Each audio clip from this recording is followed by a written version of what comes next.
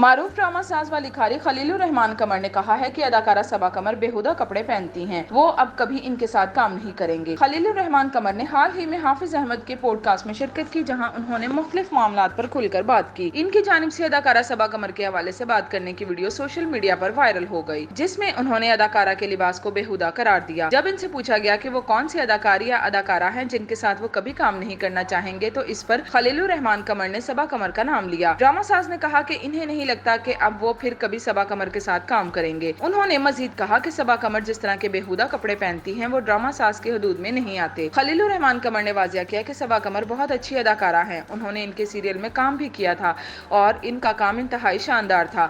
Drama ساز نے محتاط انداز میں کہا کہ یہ ان کا کلچر اور اخلاقیات نہیں ہے کہ وہ اس طرح کا لباس پہننے والی اداکارہ کے ساتھ کام کریں۔